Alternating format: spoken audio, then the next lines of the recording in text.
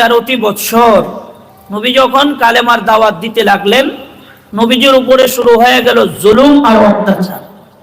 এই জুলুম আর অত্যাচারের ধারাবাহিকতা এমন ভাবে চলতে লাগলো, শেষ পর্যন্ত নবীজির মক্কায় আর থাকা হলো না। সিদ্ধান্ত চলে আসলো আল্লাহর পক্ষ থেকে, হে নবী, আপনি আজকে এই মুহূর্তে একজন সাথীকে সাথে নিয়ে মক্কা ছেড়ে মদিনায় হিজরত করেন। এখানে অনেক লম্বা ইতিহাস, ওইদিকে যাওয়া আমার মূল উদ্দেশ্য না। আমি আপনাদেরকে আলোচ্য বিষয়ের দিকে নিয়ে যাচ্ছি। হিজরতের ঘটনা অনেক বড় ঘটনা, ওগুলো বলা আমার উদ্দেশ্য না। নবীজি হিজরত করলেন, সাথে সাথী কতজন? এই একজন সাথীর সংখ্যাটা আপনাদের মনে রাখতে হবে, শেষ পর্যন্ত এটা কাজে লাগবে। কতজন সাথী? একজন সাথী। সাথীটার নাম কি? আবু বকর সিদ্দিক রাদিয়াল্লাহু তাআলা আনহু, যিনি জলিলুল কদর, যার ব্যাপারে আসমান থেকে জমিনে থাকতে জান্নাতের সার্টিফিকেট এসেছিল। এই সাহাবীকে নিয়ে হিজরত করলেন মদিনায়। মদিনায় যাওয়ার পরে নবীজির 1 বৎসরের মেহনত, কত বৎসর? 1 বৎসরের মেহনতের বদলতে নবীজির একজন সাথীর সংখ্যা থেকে সাথীর সংখ্যা দাঁড়িয়ে গেল 1400। সুবহানাল্লাহ। তো আসতে বললেন কেন? মুসলমানের দল তো এখন ভারী হচ্ছে। আগে ছিল একজন, এখন কতজন? 1400। একজন সাহাবীর থেকে এখন 1400 সংখ্যায় দাঁড়িয়ে গেছে। তো মদিনায় যাওয়ার পরে নবীজি ছিলেন ইমাম। এই ভাই, এদিকে তাকান। এই লাল রুমালওয়ালা, আপনারা উঠেন কেন? ওয়াদা দিচ্ছেন না 20 মিনিটের আগে উঠবেন না? সমস্যা আছে না? পেশাবে চাপ দিছে। আল্লাহ। মিয়া শুনেন, 2 ঘন্টা ওয়াজ করছে কোন বক্তা, ওয়াজ তো মুততে গেছে, আঁকতে গেছে, দেখছেন নি কোনোদিন? কেন দেখেন নাই? বক্তা যখন আলোচনা করে তখন বক্তার পুরা ধ্যান খেয়াল থাকে আলোচনার ভিতরে। শ্রোতাদের মধ্যেও যারা ধ্যান খেয়াল আলোচনার ভিতরে দিবে, তাদের পেশায় চাপ দিবে না, আগামুতায়ও চাপ দিবে না। কথা কোন ঠিক না বেজি? আর যারা আলোচনার ভিতরে ধ্যান খেয়াল দিবে না, তাদের কতক্ষণ পরে পরে খালি আগামুতায় চাপ দিবে, উঠাউটি করবে। এই জন্যই তো আমি ওয়াদা করাইলাম যে কেউ উঠবেন না। মাকুলি জরুরত, বেশি পেশাবে চাপ দিলে দাঁড়ায় করবেন, হুজুর আমার 1 নামাজ যাইতে হইব, না কয়ে যাওয়ার কোনো সুযোগ নেই। কথা কোন ঠিক না বেজি? আমার আগের যে বক্তা বয়ান করতেছিলেন, এত সুন্দর কণ্ঠ আল্লাহ পাক উনাকে দিয়েছেন, সুন্দর কণ্ঠে আপনাদেরকে মনোমুগ্ধকর আলোচনা শোনাইছে। তো এখন আজকে প্রধান বক্তা নাইলে সুর নাই দিল, সুর ছাড়াই ওয়াজ শুনলেন, অসুবিধা কি? কিছু বুঝার কথা শুনেন। হ্যাঁ, তা আমি তো একটু সুর টুর দিতেছি না, এই জন্য মনে হয় আপনাদের ভালো লাগতেছে না নাকি? তো আমি সুর দিতে পারবো না ঠিক, কিন্তু আপনাদের কিছু বুঝার কথা বলতে পারবো, যেগুলো আপনারা বাড়িতে নিয়ে যেতে পারবেন ইনশাআল্লাহ। নবীজি মদিনায় যাওয়ার পরে নবীজি ছিল শ্রেষ্ঠ ইমাম। নবীজির পিছনের মুক্তাদি ছিল 1400 সাহাবী। সুবহানাল্লাহ বলে। এই 1400 সাহাবী নবীজির পিছনে ইক্তেদা করতেন। নবীজি প্রতিদিন ফজরের নামাজের পরে মুসল্লিদের দিকে ঘুরে বসতেন। আমাদের এই মসজিদের এই মাইকের সাউন্ড তো আগেই ঠিক ছিল, এখন আগের মতো করেন, আগেই ঠিক ছিল। রাসূল করিম সাল্লাল্লাহু আলাইহি ওয়াসাল্লাম মসজিদে নববীর ইমাম ছিলেন। নবীজি প্রতিদিন ফজরের নামাজের পরে মুসল্লিদের দিকে ঘুরে বসতেন, আর কিছু করার দরকার নেই। আমাদের বাংলাদেশেই না, সারা বিশ্বে যতগুলো মসজিদ আছে, সমস্ত মসজিদের আয়েম্মায়ে মাসাজিদগণ 2 ওয়াক্ত নামাজের পরে মুসল্লিদের দিকে ঘুরে বসে। একটা হলো ফজরের নামাজ, আর আরেক ওয়াক্ত হলো আসরের নামাজ। এই 2 ওয়াক্ত নামাজের পরে যে ইমাম সাহেবরা ঘুরে বসে, এটা কিন্তু ইমাম সাহেবদের বানানো কোনো কল্প কাহিনী নয়, রাসূল করিম সাল্লাল্লাহু আলাইহি ওয়াসাল্লাম বসতেন, এই সুন্নতের উপরে সমস্ত আইম্মায়ে মাসাজিদ আমল করে। তো আমাদের ইমাম সাহেবরা তো আমাদেরকে বিভিন্ন রকমের মামুলাত শিক্ষা দেয়, তাসবিহ তাহলিল পড়ায়, দুরূদ শরীফ পড়ায়, অথবা সূরা ইখলাস, সূরা ফাতিহা, আয়াতুল কুরসি অথবা সূরা হাসরের শেষ আয়াতগুলো আমাদেরকে পড়ায়। নবীজি কি করতেন? নবীজি তো মামুলাত শিখাইতেন, এরপরে আবার নবীজি সাহাবা একরামদের দিকে ঘুরে সাহাবীদেরকে জিজ্ঞেস করতেন, ও আমার সাহাবীরা, বলো তো আজকে রাতে তোমরা কে কি স্বপ্ন দেখেছো? আমি নবীজি সেই স্বপ্নের ব্যাখ্যা করি। সুবহানাল্লাহ।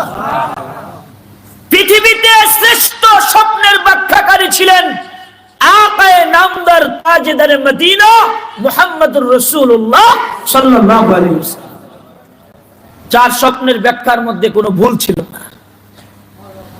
এরপরে নবীজির পরে স্বপ্নের বিশ্ববিখ্যাত তাবির কারক ছিলেন ইবনে শিরিন রাহমাতুল্লাহ আলাইহি। ওনার চাইতে পৃথিবীতে আর স্বপ্নের বড় কোনো ব্যাখ্যাকারী ছিল না নবীজির পরে। তো নবীজি জিজ্ঞেস করতেন, সাহাবীরা তোমরা আজকে কে কি স্বপ্ন দেখেছো? সব সাহাবীরা তাদের স্বপ্নের কথা বলতেন, নবীজি আমি আজকে এই স্বপ্ন দেখেছি, আমি আজকে এই স্বপ্ন দেখেছি। নবীজি সেটার সঠিক ব্যাখ্যা করতেন, সমাধান দিতেন। হঠাৎ করে নবীজি একদিন নিজেই বলতেছেন, সাহাবীরা আমি নবীজি আজকে একটি স্বপ্ন দেখেছি। এই কথার মর্ম ব্যথা আপনারা বুঝেন নাই, তো এই জন্য সুবহানাল্লাহ কোন নাই। কথাটার মর্ম ব্যথা হলো নবীজি স্বপ্ন দেখেছে। জমিনের সাধারণ মানুষ না অসাধারণ মানুষ?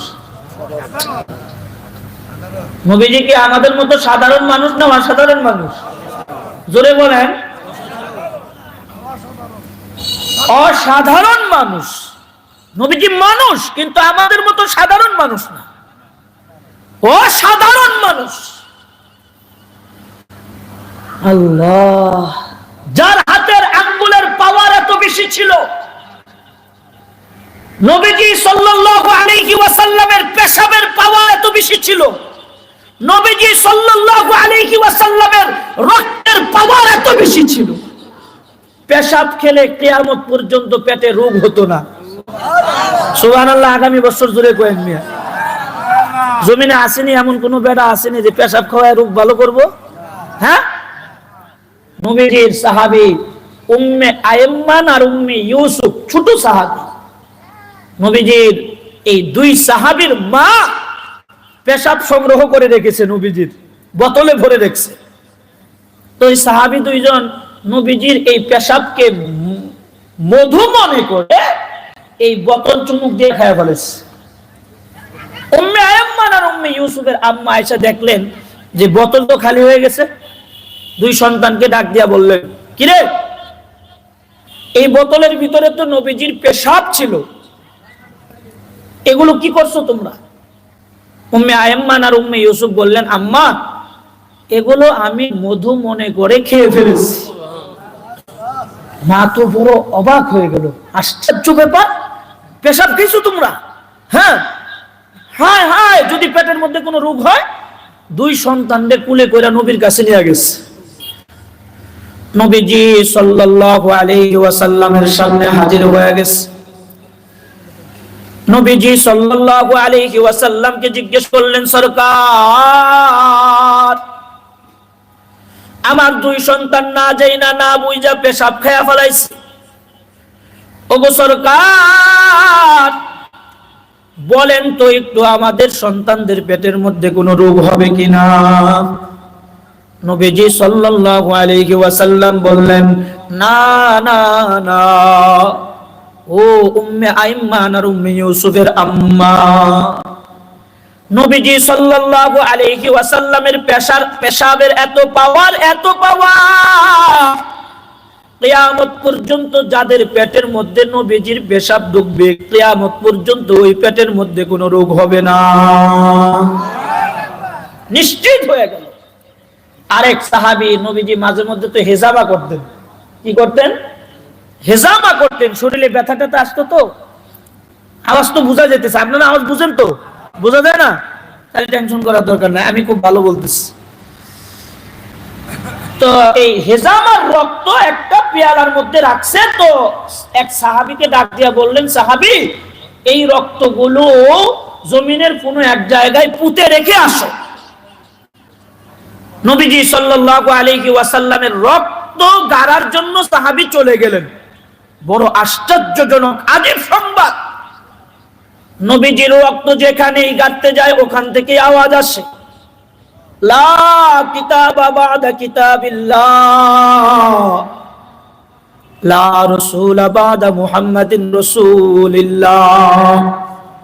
শেষ নবীর রক্ত জমিনের এই জায়গায় গাড়া হবে না।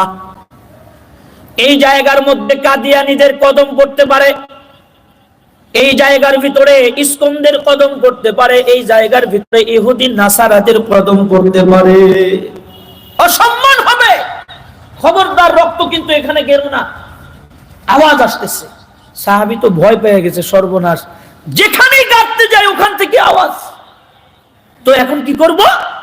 সাহাবী কোনো তাল না পায়া এই পেয়ালা চুমুক দিয়া রক্ত খায়া ফেলাইলো। তো রাসূলের দরবারে গিয়া বসছে, মজলিসে গিয়া বসছে। তো রাসূল জিজ্ঞেস করতেছে, সাহাবী, রক্ত যে গাড়তে দিলাম ওটা কোথায় গিয়েছিলা? তো নবীজিকে বলল সাহাবী, নবী, বড় আশ্চর্যজনক একটা বিষয় দেখেছি, সেটা হলো যেখানেই রক্ত গাড়তে যাই ওখান থেকে আওয়াজ আসে, লা কিতাবা বাদা কিতাবিল্লাহ, লা রাসূলা বাদা মুহাম্মাদিন রাসূলিল্লাহ, আল্লাহু আকবার।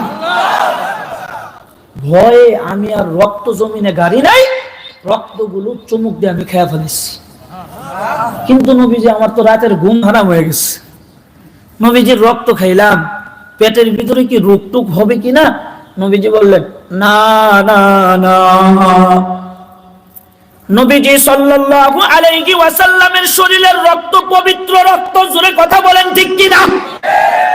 যেই পেটের মধ্যে নবীজির রক্ত একবার ঢুকেছে, কিয়ামত পর্যন্ত ওই পেটের মধ্যে কোনোদিন রোগ হবে না। সুবহানাল্লাহ বলেন না? রক্তের পাওয়ার কেমন ছিল? এইদিকে গেলে তো আলোচনা অনেক লম্বা হবে, তো আঙ্গুলের পাওয়ারের কথাটা একটু বইলা এরপর আমি সামনের দিকে যেতেছি। আঙ্গুলের পাওয়ারটা কেমন ছিল?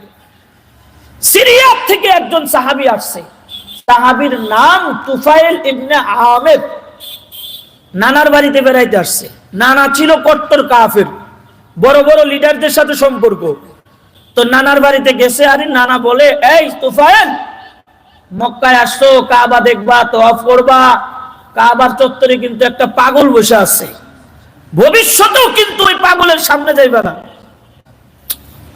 নানার নাতির দিলের মধ্যে ধাক্কা লাগছে। ঘটনা কি?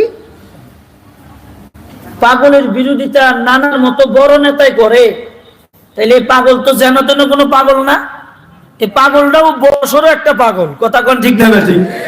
এই পাগল দেখতে হবে। পাগল দেখার জন্য চলে গেছে। কাবার চত্বরে যায়, দেখে নবীজি তেলাওয়াত করতেছে, আর রহমান আল্লামাল কুরআন খলাকাল ইনসান আল্লামাহুল বায়ান। তেলাওয়াত করতেছে। নবীজির তেলাওয়াতের চেহারার রোশনি দেখা সাহাবী তুফাইল ইবনে আমির ওখানে অজ্ঞান হয়ে পড়ে গেছে। কি চেহারা দেখলাম এটা! হায় হায়, ডাইরেক্ট অজ্ঞান হয়ে পড়ে গেছে। নবীজি হাত বুলায় দিলেন, জ্ঞান আসলো। এবার নবীজির চেহারার দিকে তাকায় তাকায় ফেল ফেল করে কাঁদতেছে। নবীজি জিজ্ঞেস করলেন, তুফাইল, কেন কাঁদো? নবী, আল্লাহর জাত ও জালালের কসম, এমন চেহারার মানুষ কোনোদিন পাগল হতে পারে না, এমন চেহারার মানুষ তো রাসূল হয়। তাড়াতাড়ি আমার আগে কালেমা পড়ে মুসলমান বানান। মুসলমান হয়ে গেল। এবার নবীজি কাছে জিজ্ঞেস করতেছে তুফাইল ইবনে আমির, আচ্ছা নবী, আমি তো আপনার কাছে কালেমা পড়ে মুসলমান হয়ে গেলাম, তো এখন আমার কর্মসূচি কি, আমার কাজ কি? নবীজি বললেন, তোমার কাজ হলো, তুমি তো খ্রিস্টান দেশ থেকে আসছো, খ্রিস্টান অধ্যুষিত এলাকায় তুমি এখন কালেমার দাওয়াত দিবা, সমস্ত খ্রিস্ট ধর্মের লোকগুলোকে তুমি মুসলমান বানানোর ফিকির করবা, এটা হলো তোমার কাজ। তো তুফাইল ইবনে আমির বড় চালাক মানুষ ছিল, চালাক সাহাবী ছিল।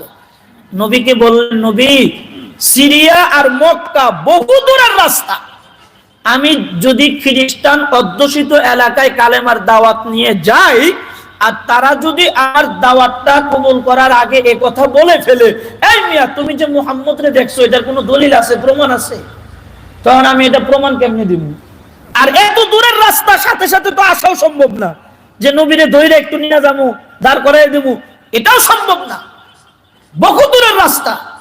তো নবী দাওয়াতের কাজ তো করবো, তো আপনি আমাকে এমন একটা জিনিস দিয়া দেন যে জিনিসটা থাকবে অলৌকিক একটা জিনিস, বড় আজীব এক জিনিস, যেটা ইতিপূর্বে জমিনের কোন মানুষ দেখে নাই, আমি ওটাকে দেখাইয়া বলবো দেখো এটা একমাত্র মুহাম্মদুর রাসূলুল্লাহ গায়ের স্পর্শ ছাড়া হওয়া সম্ভব নয়, এমন এক জিনিস নবীজি আমাকে দিয়ে দিয়েছে, এমন একটা জিনিস আমাকে দিয়ে দেন। তো নবীজি কি করলো? এই কথাটা শোনার আগে জোরে একবার বলেন আল্লাহু আকবার। এত জোরে বললে হইব না, আরো জোরে কইতে হইব, তাহলে সংবাদটা কমু না, সামনে চলে যাব, জোরে বলতে হইব। রেডি? মুসলমানের আওয়াজে বলেন আল্লাহু আকবার। আরো জোরে আওয়াজ দিয়ে বলেন আমাদের মালিক কে? আরো জোরে একটু দিল থেকে ডাক দিয়া বলেন না আমাদের মালিক কে? মুহাম্মাদুর রাসূলুল্লাহ সাল্লাল্লাহু আলাইহি ওয়াসাল্লাম। তুফাইল ইবনে আমিরকে ডেকে বললেন, ও তুফাইল ইবনে আমির, আমার সামনে তাশাহুদের মতো তুমি বসে যাও। রাসূল করিম সাল্লাল্লাহু আলাইহি ওয়াসাল্লাম নবীজির শাহাদাত আঙ্গুলিটা তুফাইল ইবনে আমিরের কপালের মধ্যে লাগায়া দিলেন। নবীজি সাল্লাল্লাহু আলাইহি ওয়াসাল্লাম শাহাদাত আঙ্গুলিটা লাগানোর সাথে সাথে তুফাইল ইবনে আমিরের কপালের মধ্যে হাজার হাজার পাওয়ারের একটা বাল্ব তৈরি হইতে আর দেরি হইল না। হাজার হাজার পাওয়ারের একটা বাল্ব তৈরি হয়ে গেল। বাল্বের পাওয়ার কত বেশি ছিল হাদিসের কিতাবে আছে, তুফাইল ইবনে আমিরের জীবদ্দশায় সে যেখানেই যাইত তার সামনে 150 মানুষ বসা থাকতো, ওই আলো দিয়ে কাজ করতে জমিনের কোনো বিদ্যুৎ আর মোমবাতির প্রয়োজন পড়তো না। জোরে করে আল্লাহু আকবার। নবীজির শাহাদাত আঙ্গুলের পাওয়ার এত বেশি। ওই নবীজি কি সাধারণ মানুষ না অসাধারণ? জোরে বলেন সাধারণ না অসাধারণ? তো নবীজির স্বপ্ন কোন নবীজি দেখছে? সাধারণ মানুষ না অসাধারণ মানুষ? স্বপ্নটাও তো অসাধারণ হবে, কথা বলেন ঠিক না বেঠিক? আল্লাহ, প্রত্যেকটা সাহাবায়ে একরামদের দিলের মধ্যে একটা ভয় কাজ করতেছিল, ভীতি কাজ করতেছিল।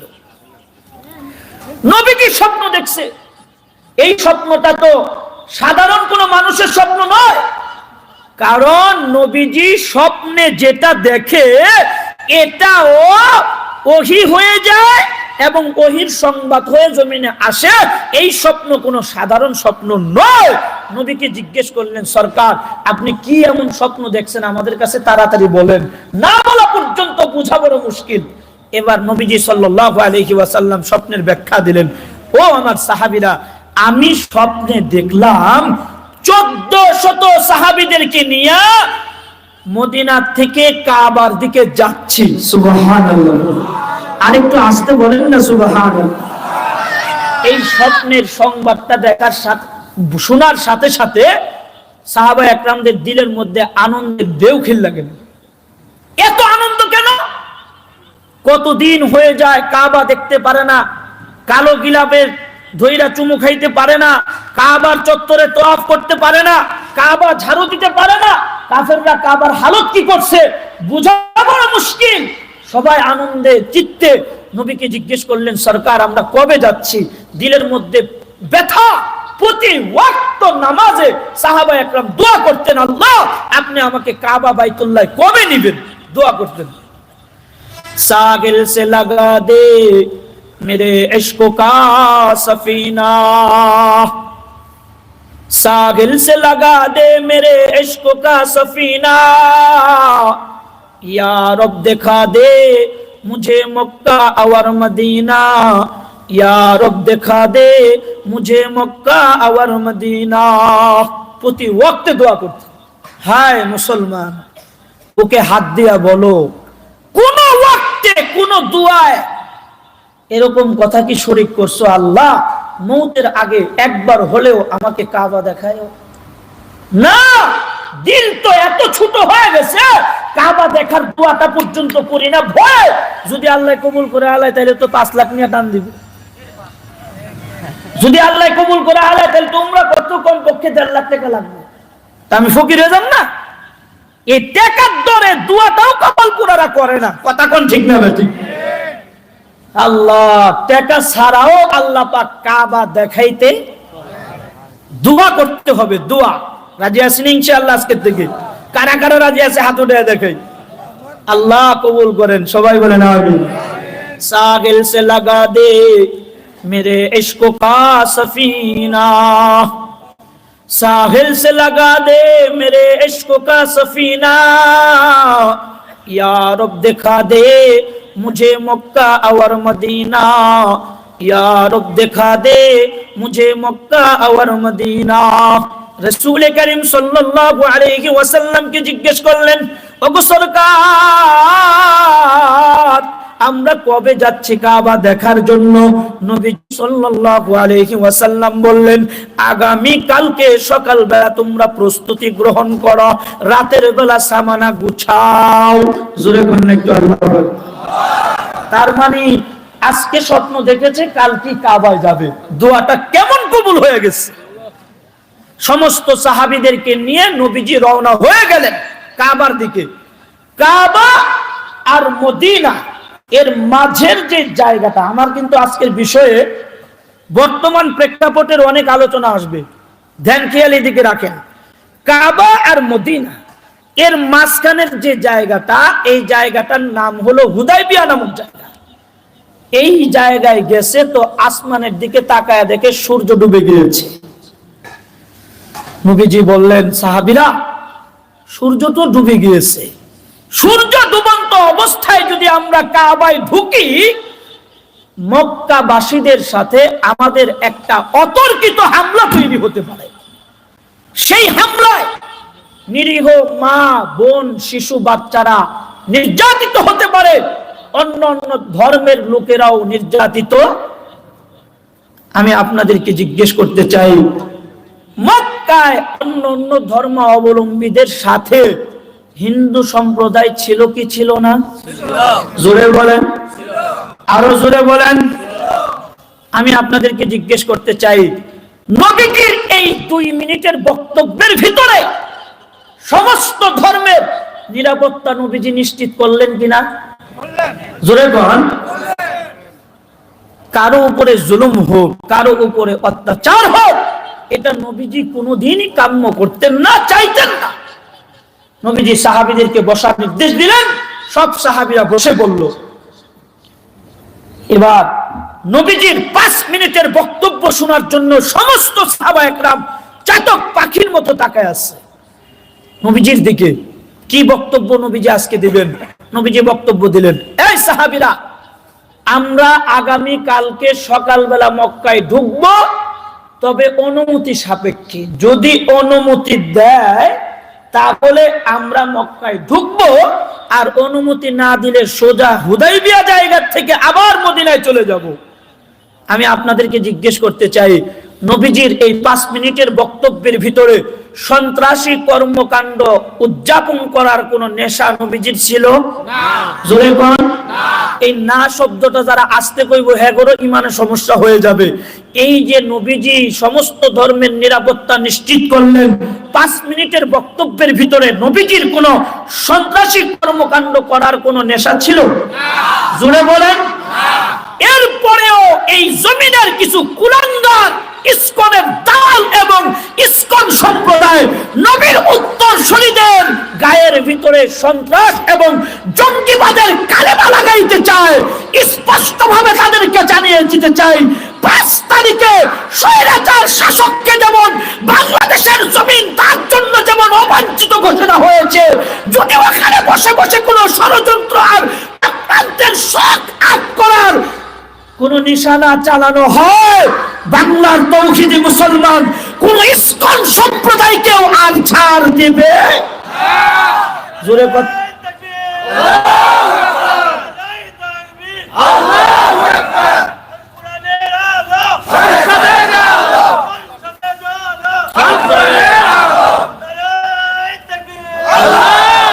আপনারা দেখেছেন নবীর উত্তরসূরি আল উলামা ওয়ারাসাতুল আম্বিয়া 5 তারিখ ফ্যাসিস্ট সরকারকে বিদায় করার পরে মূর্তি ঘর পর্যন্ত মাদ্রাসার তালিবুল ইলম পাহারাদারি করেছে, যেটা 50 বছরের ইতিহাসকে ব্রেক করে 71 পরে বাংলাদেশে এরকম দৃষ্টান্ত কোন জাতি পেশ করতে পারে নাই। কথা বলেন ঠিক না বেঠিক? এটা মুহাম্মদুর রাসূল।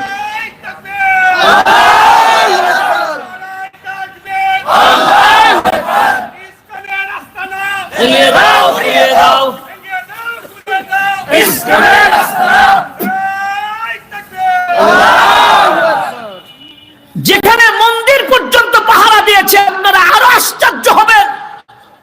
আমাদের ধর্মের উপদেষ্টা ডক্টর আফম খালেদ দামাত বারাকাতুহুল আলিয়া,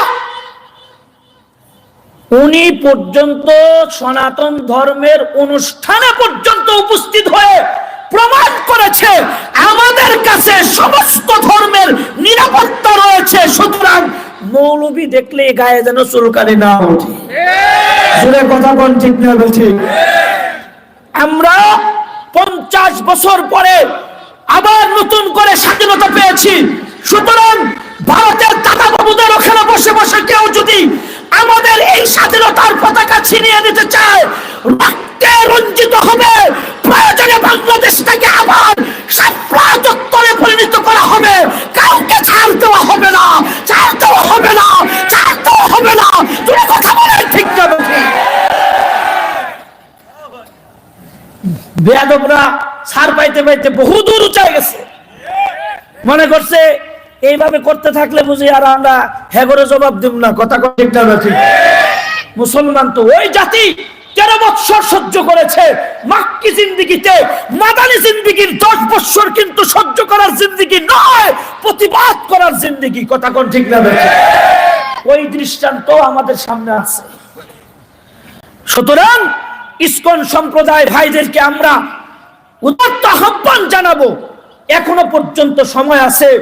ওই দিনের কথা স্মরণ করো যেদিন মাদ্রাসার ছোট ছোট তালিবুল ইলমগুলো তোমাদের মন্দির পাহারা দিয়েছিল, গির্জাকে পাহারা দিয়ে নিশ্চিত দৃষ্টান্ত পেশ করেছিল এই দেশে ইসকন থাকবে, হিন্দু থাকবে, বৌদ্ধ থাকবে, খ্রিস্টান থাকবে, মুসলমানও থাকবে, কোনো অসুবিধা।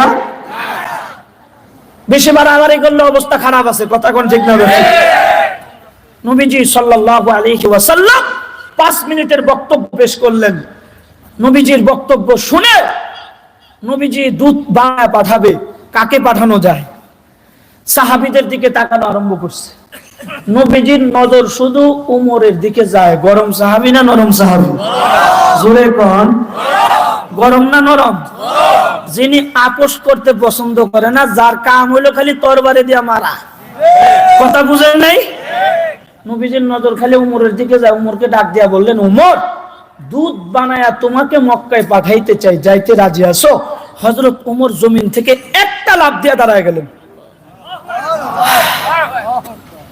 দাঁড়ায়া বললেন, নবী, আমাকে আপনি দুধ বানায়া পাঠাবেন, আমার কোনো আপত্তি নাই। তবে আপনি আমাকে যদি একটু অনুমতি দিতেন, আমি একটা প্রস্তাব করতাম। কি প্রস্তাব? নবীজি, আমি আপনার 5 মিনিটের বক্তব্যের ভিতরে যেটা বুঝতে পারলাম, আপনি যুদ্ধ চান না, দাঙ্গা হাঙ্গামা চান না, মারামারি চান না, কাটাকাটি চান না, কিচ্ছু চান না। আপনি শান্তির অগ্রদূত, আপনি চান জমিনে শান্তি কায়েম হোক। সুতরাং আমি উমরের দ্বারা আপোষ মীমাংসার কাম খুব কম হয়, এজন্য আমারে না পাঠাইয়া আমার প্রস্তাব হইল সাদা সিধা শান্ত শিষ্ট সাহাবী হযরত উসমান রে ধরে পাঠায় দেন। নবীজির প্রস্তাবটা খুব পছন্দ হয়েছে। নবীজি উমরকে ডাক দিয়া বললেন, উমর, গুড লাক, তোমার প্রস্তাবটা আমার অনেক পছন্দ হয়েছে। যুগ উপযোগী সময়ে উপযুক্ত একটা প্রস্তাব তুমি করেছো, তোমাকে ধন্যবাদ। হযরত উসমানকে ডাক দিয়ে বললেন, উসমান, দুধ হয়ে তোমাকে মক্কায় যেতে হবে, রাজি আছো? হযরত উসমান একটা লাফ দিয়া জমিন থনে দাঁড়ায় গেল, নবীজির সামনে আয়েশা বললেন, নবী, পাতার ভিতরে লিখিত আকারে আমি গ্যারান্টি দিতে পারি, আমি উসমানকে পাঠাইলে কোনো যুদ্ধ টুদ্ধ লাগার আশঙ্কা। সুবহানাল্লাহ। ও মুসলমান, আশিকে রাসূলের তো অভাব নাই। আপনি আর আমি যদি হইতাম, তাহলে চিন্তা করতাম, ভাই আছে জিজ্ঞেস করি, বাপ আছে জিজ্ঞেস করি, বিবি আছে জিজ্ঞেস করি, একটু পরামর্শ করে আগামীকালকে জানামুনি। কথা কোন ঠিক না ঠিক? হযরত উসমান কয়, জানাজানি বাদ, বুঝাবুঝি বাদ। নবীজি বলছে দুধ হয়ে মক্কায় যাবো, বাস সোজা হিসাব। আল্লাহু আকবার বলেন। দাঁড়ায় গেলেন, আমি রাজি আছি। নবীজি সাল্লাল্লাহু আলাইহি ওয়াসাল্লাম কেমন আছে, নবীজির হুকুম পালন করার জন্য কেমন রাজি তারা। आशिकों का क्या मुझा है, माशिकों से पूछियो।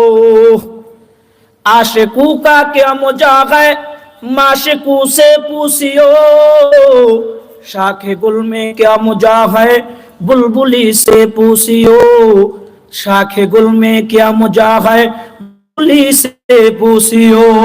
हम मुसलमान गए मगर हम में मुसलमानी नहीं, हम में ईमान है मगर हम मोमिने कामिल नहीं। हम में ईमान है मगर हम मोमिने कामिल नहीं। ओ गुल गुल नहीं जिस गुल में बू नहीं, ओ दिल दिल नहीं जिस दिल में अल्लाह नहीं। वो दिल दिल नहीं जिस दिल में अल्लाह नहीं। জোরে একবার আওয়াজ দিয়া বলেন না আমাদের রবকে। হযরত উসমান রওনা হয়ে গেল দুধ হয়ে মক্কার দিকে। মক্কার ভিতরে ঢুকবে এমন অবস্থায় উসমানের দুঃসম্পর্কের চাচাতো ভাইয়ের সাথে সাক্ষাৎ হয়ে গেল। চাচাতো ভাই উসমানকে ডাক দিয়া বললেন, উসমান, মক্কার ভিতরে ঢুকতেছো, ঢোকার আগে তুমি তোমার টাকনু গিরার দিকে একটু তাকায় দেখো, কাপড়টা কোথায় পরেছো। হযরতে উসমান টাকনু গিরার দিকে তাকায় দেখলেন, এই চাচাতো ভাই শুনো, টাকনু গিরার উপরে কাপড় পরেছি, কেন, কি হয়েছে? উসমান, টাকনু গিরার উপরে কাপড় পরে আমি তো এতদিন ভাবতাম মুহাম্মদুর রাসূলুল্লাহ সাল্লাল্লাহু আলাইহি ওয়াসাল্লামের সাথে চইলা তুমি মাল দৌলত সব হারায়া ফেলাইছো, কিন্তু আজকে দেখলাম মুহাম্মদের সাথে চইলা বুদ্ধি শুদ্ধিও তুমি হারায়া ফেলাইছো। লাজ শরম হারাইছে, লজ্জাও গেছে, বুদ্ধি শুদ্ধিও গেছে। মুহাম্মদের সাথে চইলা বলে বুদ্ধি শুদ্ধি চলে গেছে। আমাদের সমাজের কিছু দুষ্ট প্রকৃতির লোক আছে যাদের আকীদা হলো এমন যে কওমি মাদ্রাসায় পড়লে ছেলে পেলেদের বুদ্ধি শুদ্ধি চলে যায়। কওমি মাদ্রাসায় পড়লে ডাক্তার হওয়া যায় না, ভার্সিটি ডাক্তার হওয়া যায় না, ইঞ্জিনিয়ার হওয়া যায় না, হ্যাঁ, বিসিএস ক্যাডার হওয়া যায় না, এসপি হওয়া যায় না, ডিসি হওয়া যায় না, ওসি হওয়া যায় না। সাধারণ মানুষদের মূর্খদের জ্ঞান হলো এসপি আর ডিসি এরাই শিক্ষিত, আর কওমি মাদ্রাসায় যারা লেখাপড়া করে এরা হলো নির্বুদ্ধি ওয়ালা, এবং তাদের কোনো বুদ্ধি শুদ্ধি নাই, এদের বুদ্ধি একেবারেই শেষ কওমি মাদ্রাসায় পড়ে। এরকম কিছু আকীদার লোক আসেনি, জোরে কোন আসেনি? আমি এই কথাটা বলতাম না, বললাম হলো ওই যে একটা ছেলের বাবারে পাগড়ি পরাইছি তো, টুপি পরাইলাম না, আমি দেখেছি ছেলেটির বাবার দুই চোখের কোনা দিয়া ঝরঝর করে পানি ঝরতেছে। এই জায়গার ভিতরে আজকে শ্রেষ্ঠ বাবা, শ্রেষ্ঠ পিতা, শ্রেষ্ঠ সন্তানের পিতা হলো ওই পিতা যেই পিতার মাথায় আজকে মুকুট পরাইয়া দেওয়া হলো। কত বড় উকিল, কত বড় উকিল কওমি মাদ্রাসায় পড়ায়া কত বড় উকিল বানাইছে, কত বড় ব্যারিস্টার বানাইছে, কত বড় ডাক্তার বানাইছে। 2 মিনিটের মধ্যে একটা দৃষ্টান্ত আপনাদের সামনে পেশ করতেছি। আপনারা তো খালি মনে করেন মাদ্রাসায় পড়লে বোকা হয়, না না না, মাদ্রাসায় পড়ে আপনার সন্তান পৃথিবীর শ্রেষ্ঠ ডাক্তার হয়েছে, পৃথিবীর শ্রেষ্ঠ উকিল হয়েছে। এই দুনিয়ার উকিল না, কিন্তু এই পৃথিবী যখন শেষ হয়ে যাবে এমন একটা পৃথিবী শুরু হবে যেই পৃথিবীর মধ্যে এক একটা মুমিনের জন্য জান্নাত হবে এই পৃথিবীর 10 পৃথিবীর সমান। তাইলে মুমিন কত আছে, কত লক্ষ কোটি আছে, এগুলোর সবাই যদি একসাথে করেন, এক একজনের জান্নাত যদি এক সমান করেন, পৃথিবীটা কত বড় হবে? হ্যাঁ, ওই বিশাল পৃথিবীর রাজত্ব কায়েম করবে কওমি মাদারিসের সন্তানগুলো। ওই বিশাল পৃথিবীর জমিনের বিচার যেদিন ন্যস্ত করা হবে, ওই দিন নবীদের পরে, সাহাবীদের পরে, তাবিঈদের পরে, তাবে তাবিঈদের পরে, আইম্মায়ে মুজতাহিদিনদের পরে এদেশের উলামায়ে একরাম ওকালতির পারমিশন পাবে। সুবহানাল্লাহ। আগামী বছর জুড়ে কয়নে বছর কিন্তু আসতে বোকা হয় না মিয়া, পৃথিবীর শ্রেষ্ঠ চালাক হয় কওমি মাদ্রাসায় পড়ে। ও দৃষ্টান্ত দিতেছি, এক রাজা হাকিমুল উম্মত, আপনাদের কষ্ট হইতেছে নি? কথা বোঝা যায়? আশরাফ আলী থানভী রহমতুল্লাহ আলাইহি তার কওলের মধ্যে একটা ঘটনা উল্লেখ করছে। এক রাজা দেশে ঘোষণা দিছে, আমারে যে একটা নতুন কথা শুনাইতে পারবো, আমি তারে আমার রাজ্যের অর্ধেক সম্পত্তি লিখে দিয়ে দিব। রাষ্ট্রের উকিল ব্যারিস্টার যারা আছে, হেরা তো সংবাদ পাওয়ার পরে খুশিতে নাচতেছে। সর্বনাশ, আমগোর ভিতরে কি নতুন কথার অভাব? প্রতিদিন একটা করে নতুন কথা জন্ম দিয়া মামুন সাহেবের মতো মানুষ, আইয়ুবের মতো মানুষ, পীর সাহেবের মতো মানুষ সব চিরে জেল খাটায়া, জেলের তনে নাকানি জুবানি খাওয়ায় আনলাম নতুন কথা বানায়া বানায়া। কথা কোন ঠিক না? একটাও কি হাসা কথা নেই। মামুন সাহেব জেলখানায় নিছিল হাসা কথা দিয়ে না মিশা কথা দিয়ে? জোরে কন, আরো জোরে কন। আইয়ুবের জেল খাটাইছে হাসা কথা দিয়ে না মিশা কথা দিয়ে? এরকম নতুন কথা বানাইতে আমগুর কাছে কোন বিষয়? সমস্ত উকিলরা রাজা বাদশার বাড়ির সামনে হাজির হয়ে গেছে, দাঁড়ায় গেছে লাইনে। এবার রাজার যে প্রজা, উনি দরজা খুলছে, দরজা খুলে দেয় সকালবেলা 8টা বাজার থেকে বিশাল বড় লাইন। জিজ্ঞেস করলেন কি ব্যাপার, এখানে কেন আসছেন? গতকালকে সার্কুলার দেখলাম, রাজা বলছে আমার যে একটা নতুন কথা শুনাই পারবো, আমি তারে আমার রাজ্যের অর্ধেক সম্পত্তি লিখে দিয়ে দেব। তা আমরা চিন্তা করলাম, এই রাজা আবার কেমন বোকা রাজা, হ্যাঁ কি জানে না যে এই দেশের ভিতরে জগন্নাথ বিশ্ববিদ্যালয়, বুয়েট ইংরেজি বিশ্ববিদ্যালয়, এরপরে ঢাকা বিশ্ববিদ্যালয়, কবি নজরুল বিশ্ববিদ্যালয়, রাজশাহী বিশ্ববিদ্যালয়, কুষ্টিয়া বিশ্ববিদ্যালয়, বিভিন্ন বিশ্ববিদ্যালয় থেকে পাশ করা উকিল ব্যারিস্টার যেখানে আছে, এটা কি রাজা ভুলে গেছেনি? আমগোর কাছে কি নতুন কথার অভাব? একটা নতুন কথা শুনে আজকে অর্ধেক সম্পত্তির মালিক হইতে আইছি। প্রজা কয় বাপ রে বাপ, সংবাদ কি একটাই শুনছেন, আরো যে 2টা সংবাদ আছে এটা জানেননি? আবার 2 সংবাদ কি? 2 সংবাদের এক সংবাদ হইল, নতুন কথা শুনাইতে পারলে তো অর্ধেক সম্পত্তি ঠিক আছে, কিন্তু না শুনাইতে পারলে ডাইরেক্ট জব। ডাইরেক্ট কি জব, 1 নাম্বার। আর 2 নাম্বার হইল, আপনি গোমতো আমিও আমার রাজারে বোকা মনে করছিলাম, গাধা মনে করছিলাম। এই বোকা রাজা, নতুন কথা শুনে এত অর্ধেক সম্পত্তির মালিক হইতে উকিল ব্যারিস্টার গো সময় লাগবো না, এমন সংবাদ কে লেগে দিলেন? রাজায় আমারে কানে কানে ডাক দিয়া কয়, বেটা এই বুদ্ধি শুদ্ধি যদি তোর মাথায় থাকতো, তুই থাকতি রাজা আর আমি থাকতাম প্রজা। তো বুদ্ধিটা কি? রাজায় আমারে কয়, যত উকিল ব্যারিস্টারে আয়া আমার নতুন কথা শুনায়, আমি খালি কমু এটা শুনছি। কি কমু? এটা শুনছি। এরকম কথা কয়ে যদি কে কাটতে মারে বয়ে থাকে, কিয়ামত পর্যন্ত নতুন কথা শুনাই তার বনি। উকিল ব্যারিস্টার যা আছে, পেন গরম, পায়জামা গরম, পায়খানা করে বিনাশ, গলা মোলা সব শুকায় গেছে, সর্বনাশ। আগে শুনছিলাম সংবাদ একটাই, এখন দেখি আরো 2টা আছে। নতুন কথা শুনানোরও দরকার নাই, কল্লা দেওয়ারও দরকার নাই, আমরা ভাগতেছি। বাগা শুরু করলো এমন অবস্থায়, এই নুরানি মক্তব মাদ্রাসার এক হুজুর পাঞ্জাবিটা বুড়াইতে বুড়াইতে মাজা সমান উঠতে গেছে, টুপিটা বেহা, বেতন কিন্তু 8000। কত? জোরে কোন, বেতন কত? আপনারা যদি কর না, আপনি করে হুজুরকে বেতন বেশি নিন। কত বেতন? 8000 দেন। হ্যাঁ, আবার বাকি 6 মাস থেকে বাকি না, দেখছেন নি হুজুর কয় 6 মাস বাকি থাকে। মাশাআল্লাহ। তো এরকম এক হুজুর পাঞ্জাবিটা বুড়াইতে বুড়াইতে উপরে উঠে গেছে, হুজুর ওই রাস্তা দিয়ে যাইতেছে, উকিল ব্যারিস্টার করে ডাক দেয়, এই মেয়ে এদিকে আহেন। সকালবেলা সকালে কোর্ট কাছারি সবকিছু ফালাইয়া, জজ কোর্ট, হাইকোর্ট, সুপ্রিম কোর্ট সব খালি করে রাজার বাড়িতে হাজির হয়েছেন। কারণটা কি? রাজায় সংবাদ দিছে, নতুন কথা শুনাইতে পারলে অর্ধেক সম্পত্তি লিখে দেওয়া হবে। কিন্তু একটা সংবাদ তো হুন্নে আইছিলাম, আয়া হুনে আরো 2 সংবাদ, না হুনাই তাহলে জব, আর যত কথা কম সব বলে হ্যাঁ শুনছে। তো কেমনে কথা শুনামু? যাইলেই তো জব হইতে হইব। এজন্য যেমন আইছিলাম হেমনে আবার আড়া ধরছি। তো মাদ্রাসার ছাত্র হুজুর ডাক দিয়া কয়, মিয়া রাজশাহী বিশ্ববিদ্যালয়, কুষ্টিয়া বিশ্ববিদ্যালয়, কবি নজরুল, এরপরে জগন্নাথ বিশ্ববিদ্যালয়, বুয়েট, ইংরেজি, ইংলিশ মিডিয়ামে এগুলো পড়া বাপ মা টেহা পয়সা খালি নষ্ট করছে। আর আমার বাপে কৃষি কাজ কইরা খেত নিরায়া আর রিক্সা চালায়া আমার ওই যে নুরানি মক্তব মাদ্রাসায় দিয়ে দিছিল, দিয়ে আমার কত বড় উকিল ব্যারিস্টার বানাইছে এটার প্রমাণ আজকে দিব। আহেন আমার লোক সব উকিল ব্যারিস্টার হাত ধরছে, সর্বনাশ। ঘরে ঢুকিন না কিন্তু, জব কিন্তু রাখেন, জব হইলো পরে, নতুন কথা শুনে আগে মালিক হুমু, এটা হইলো দেহামু আপনি করে। আহেন আমার লোক সব উকিল ব্যারিস্টার নিয়ে ঘরে ঢুকছে, জোরে কর না একটু আল্লাহু আকবার। ঢুকছে পরে রাজারে ডাক দেয়া কয়, রাজা নতুন কথা শোনায় বললো অর্ধেক সম্পত্তি দিবেন তো? কয় দেবো মানে 100 বার। সংবাদ কিন্তু দুইটা আছে মৌলবী। কি সংবাদ? 1 নাম্বার তাহলে জব, আর 2 নাম্বার যা হুনাইবেন সব কিন্তু আমি শুনছি। কোনো অসুবিধা নাই, এমন কথাই হুনামু যেটা আপনি শুনেন নাই। কি কথা? আবারও বলেন ঠিক আছে সব? হ্যাঁ ঠিক আছে। এবার নতুন কথা শুনেন, আমগোর বাফে আপনার বাপের কাছে 500 কোটি টাকা পাইতো, এই কথাটা জীবনে শুনছেন? কত কোটি টাকা? কত কোটি?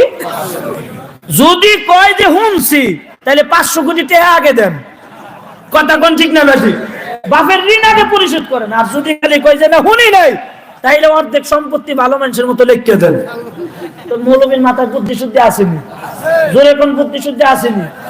এই মৌলবী এরকম পৃথিবীর সমান এক একটা মুমিনকে দেওয়া হবে।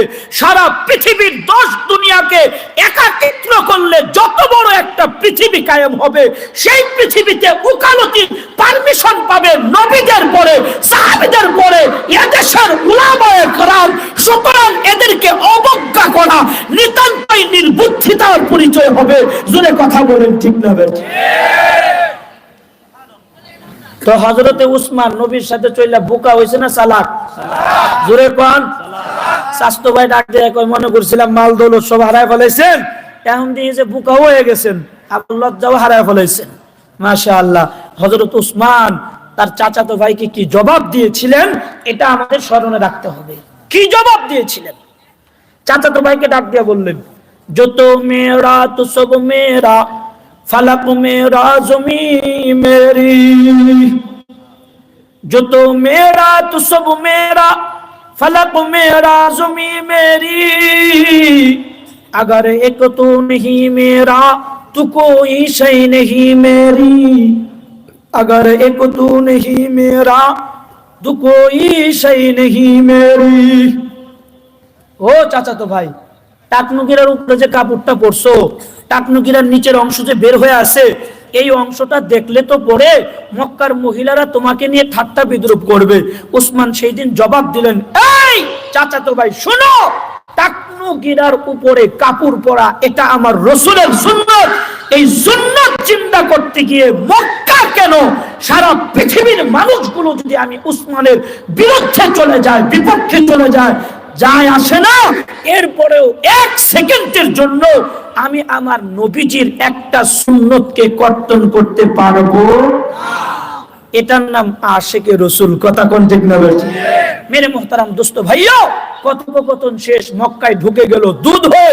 মক্কার গভর্নর আবু সুফিয়ান সম্পর্কে নবীজির শ্বশুর, যেরকম কি যায় বললেন, নবীজি আসছে, 1400 সাহাবী নিয়ে ঢুকবে, কাবা তওয়াফ করবে, আবার চলে যাবে, অনুমতি আছে? আবু সুফিয়ান বললেন, মক্কার অবস্থা খারাপ, এই বছর কোনো অনুমতি নাই, আগামী বছর অনুমতি দেওয়া হবে, তবে কিছু শর্ত সাপেক্ষে। কি সাপেক্ষে? আল্লাহু আকবার।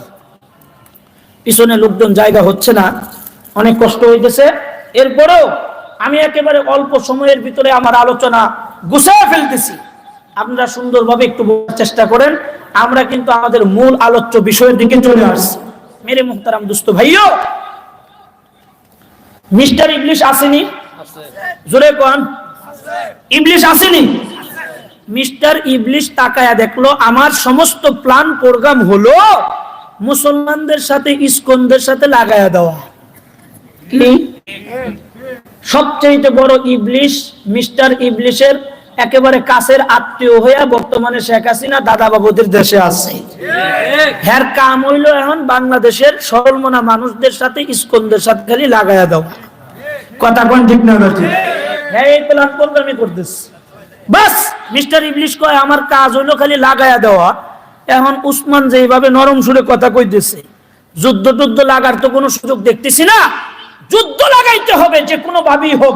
হযরত উসমান রসুলের কাছে যাওয়ার আগে মিস্টার ইবলিশ মানুষের রূপ ধারণ করে নবীজি সাল্লাল্লাহু আলাইহি ওয়াসাল্লামের তাঁবুর কাছে চলে গেছে।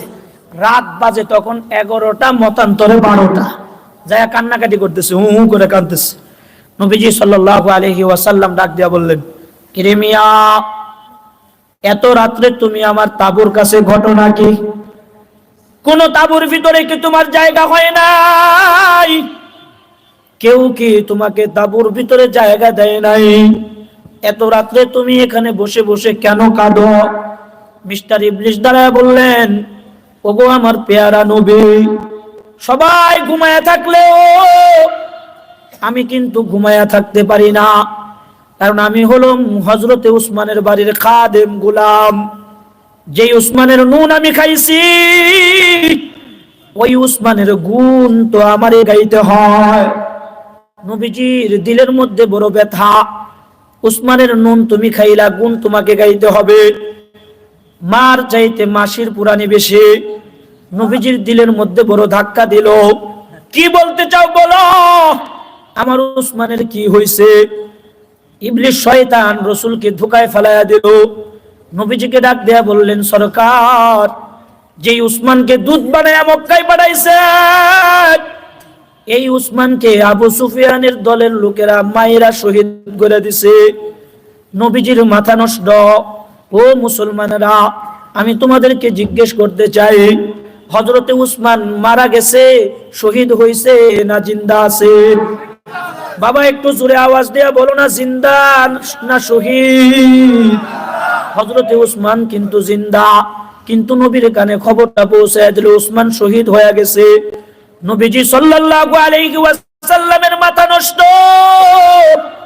নবীজির কাছের সাহাবী উসমানকে হত্যা করছে, শহীদ করে ফেলাইছে।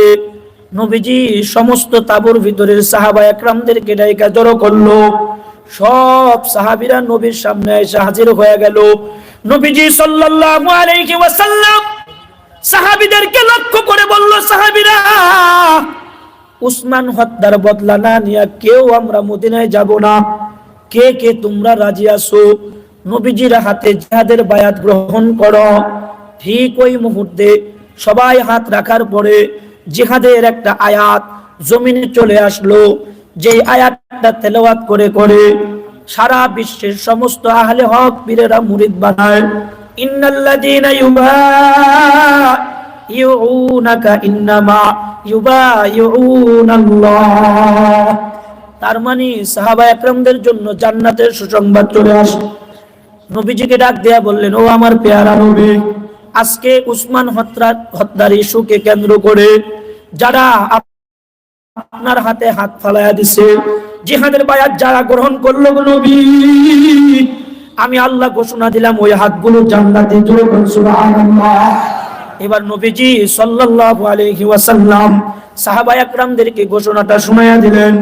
সমস্ত সাহাবা একরাম হুদায়বিয়া প্রান্তে দাঁড়ায়া বললেন, নবী গো, মাইন্ড করবেন না, আপাতত এই মুহূর্তে আমরা সংবাদটা মানতে রাজি না।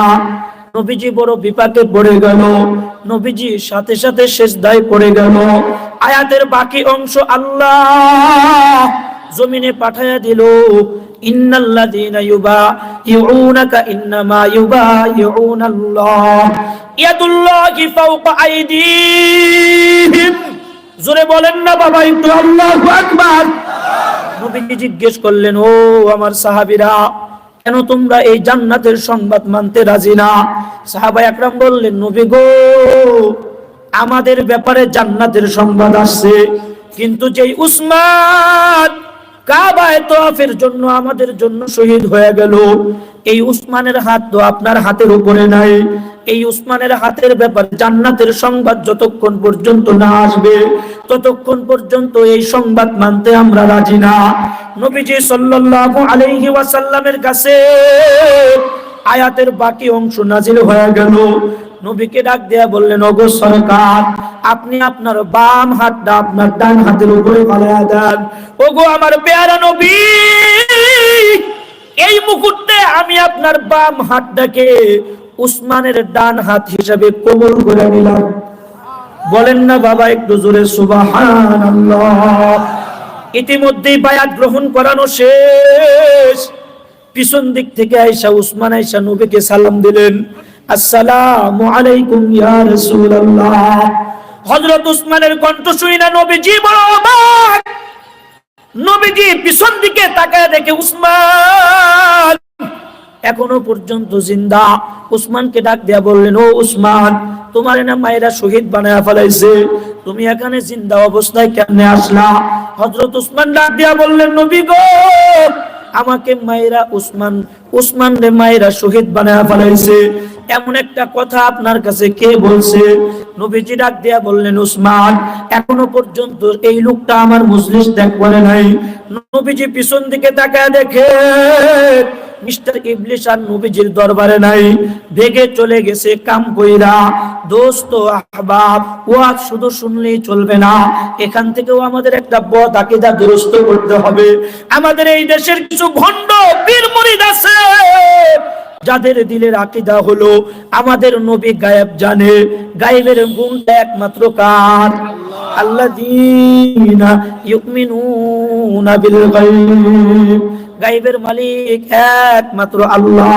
জোরে কথা বলেন বাবা, ঠিক না বেঠিক? কেউ বলে মদিনা শরীফ, কেউ বলে খানাই কাবা, কেউ বলে নবী মুস্তাফা, কেউ বলে হুবহু খুদা, কেউ বলে মদিনা শরীফ, কেউ বলে খানাই কাবা, কেউ বলে নবী মুস্তাফা, কেউ বলে হুবহু খুদা। পানির তলে মোমের বাতি বাউ বাতাসে নিভে না, আল্লাহু কয়া জিকির করলে নামাজ রোজা লাগে না। আল্লাহর ধন নবীরে দিয়া আল্লাহ গেল গায়েব হইয়া, নবীর ধন খাজারে দিয়া নবীও গেল গায়েব হইয়া। এমন কথা বলার লোক আমাদের দেশে আছে না? না, তাদের আকীদা হলো গায়েবের সমস্ত ইলম এখন আমগোর খাজা বাবার কাছে আছে। নবীজি যে গায়েব জানতেন না, এর এক নাম্বার দলিল হলো নবীজি যদি গায়েব জানতেন, হযরত উসমান শহীদ হয়েছে না জিন্দা আছে, গায়েবের ইলম দিয়া নবীজি সব জানা গেতেন। কথা কোন ঠিক না? এত বড় বায়াতের সিদ্ধান্ত নবীকে নিতে হতো। যাক, ওই দিকে যাওয়া আমার মূল উদ্দেশ্য না। আমি যেটা বুঝাইতেছিলাম, দোস্ত আহবাব, হযরত উসমান আসলেন নবীজির সামনে, আবু সুফিয়ানও চলে আসলেন।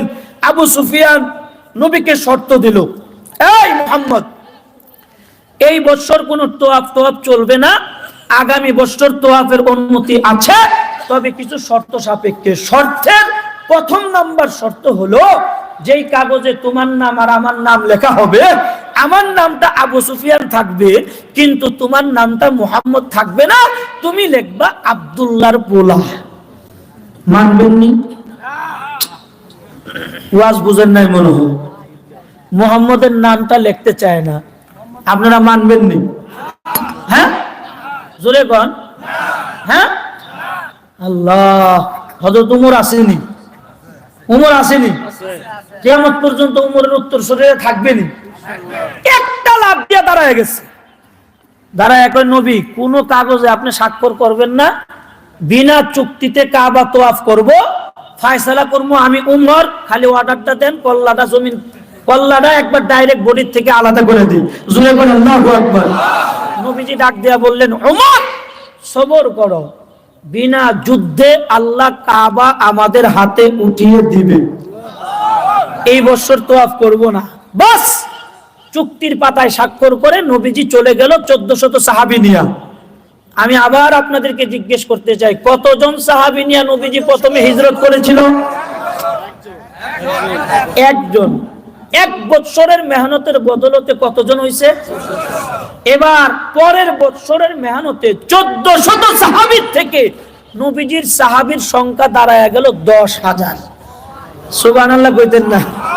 তার মানে দিন যাচ্ছে, মুসলমানের সংখ্যা ভারী হচ্ছে।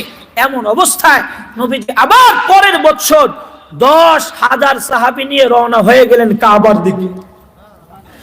साहिल से लगा दे मेरे इश्क का सफीना, साहिल से लगा दे मेरे इश्क का सफीना, या रब दिखा दे मुझे मक्का और मदीना, या रब दिखा दे मुझे मक्का और मदीना। दुआटा जे कबूल হয়ে গেছে, জোরে কথা কোন ঠিক না ঠিক? 10,000 সাহাবী নিয়ে রওনা, একেবারে হুদায়বিয়া জায়গাটা ক্রস করছে। আজকেও আসমানের দিকে তাকায় দেখে সূর্য ডুবে গেছে। নবীজি সাহাবীদেরকে ডেকে বললেন, সাহাবীরা তোমরা আপাতত একটু অল্প সময়ের জন্য এখানে বসো। সব সাহাবী বসে পড়লেন। নবীজি আজকেও বক্তব্য দেওয়া শুরু করলেন। এবার হযরত ওমর আসেনি, একটা লাফ দিয়া খাড়া হয়ে গেছে, দাঁড়ায়া বললেন, নবী আজকেও কি আমাদেরকে বসায়া বলবেন যে দুধ পাঠাইতে হবে অনুমতি আনার জন্য, অনুমতি দিলে ঢুকবো না দিলে ঢুকবো না, এমন কোন সংবাদ টংবাদ আসেনি? নবীজি ডাক দিয়া বললেন, ওমর অনুমতি দিলেও ঢুকবো না দিলেও ঢুকবো, জোরে বলো আল্লাহু আকবার। আজকে আর কোনো অনুমতির দরকার হবে না, ফয়সালা পাওয়া গেল। প্রত্যেকটা সাহাবীদের দিলের মধ্যে আনন্দের ঢেউ। এগুলো লাগবে না তো, তোমরা আরো ডিস্টার্ব করতেছো, আনন্দের ঢেউ। নবীজি সাল্লাল্লাহু আলাইহি ওয়াসাল্লাম বসায়া দিলেন, সাহাবীদের মধ্যে দুই দলে বিভক্ত করলেন। শীতের রাত, বড় না ছোট? এত বড় রাত্রে খাওয়া দাওয়ার দরকার আসেনি? পেশাব পায়খানার দরকার আসেনি? নবীজি বললেন, মুসলমান তো যেখানে সেখানে পেশাব করতে পারে না, আর আমগর দেশের মুসলমান তো আট খেত পাট খেত ধান খেত আইল মাইল যা আছে সব গরক্ষ। কথা কোন ঠিক না ঠিক? হ্যাঁ, আগামুতার জায়গাও আমরা পিছিয়ে পাই না, রাস্তাঘাটে যেহেনে হেনে আগামুতা, এই হলো আমগর অবস্থা। নবীজি বললেন, মুসলমান তো যেথায় সেথায় পায়খানা করতে পারে না। এজন্য একদল সাহাবীকে নবীজি বললেন, এই সাহাবীরা, আমরা যেই পরিমাণ লোক ময়দানে আছি, এই পরিমাণ লোকদের খাবার পাকানোর জন্য যেই পরিমাণ চুলা বানানো দরকার, এর চাইতে 3 গুণ বেশি চুলা বানাও। সুবহানাল্লাহ কইতেন না? কত গুণ বেশি চুলা? 3 গুণ বেশি চুলা। আরেক দল সাহাবীদেরকে বললেন, সাহাবীরা, যেই পরিমাণ লোক আমরা ময়দানে আছি, এই পরিমাণ লোকদের খাবার পাকানোর জন্য, এই পরিমাণ লোকদের জরুরত পুরা করার জন্য যেই পরিমাণ টয়লেট দরকার, এর চাইতে 3 বিউ কম টয়লেট বানাও। তার মানে টয়লেট কম, চুলা ইস্তেমায় গেছেন কারা কারা? হাত উঠানছে। এই পুরা ময়দানের মধ্যে কয়জন নিয়ে ইস্তেমায় গেছেন? এই ইস্তেমায় যারা গেছেন এরা দৃশ্য দেখছেন যে চুলা বেশি না পায়খানা বেশি? কথা কয় না, চুলা বেশি টয়লেট কম। কথা বল ঠিক না ঠিক? আসলে রাসূলের যুদ্ধটাই ছিল বড় হিকমতি যুদ্ধ। সাহাবী জিজ্ঞেস করলেন, ইয়া রাসূলুল্লাহ, যেটা বেশি হওয়ার কথা সেটা কম, আর যেটা কম হওয়ার কথা সেটা বেশি, কারণ কি? নবীজি বললেন, সকালবেলা বুঝে আসবে, এখন বুঝে আসবে না, বানাইতে কইছি বানাও। টয়লেট বানানো শেষ, চুলাও বানানো শেষ, অনুমতি দিলেও ঢুকবো না দিলেও ঢুকবো। সংবাদটা আবু সুফিয়ানের কানে গেছেনি? জোরে কোন? এর ঘুম আসেনি। রাত বাজে 12টা। কয়টা? 12টার সময় আবু সুফিয়ান একজন গোয়েন্দা ফিটিং করছে। গোয়েন্দা বললেন, কোন শক্তিতে নবীজি অনুমতি দিলেও ঢুকবে না দিলেও ঢুকবে?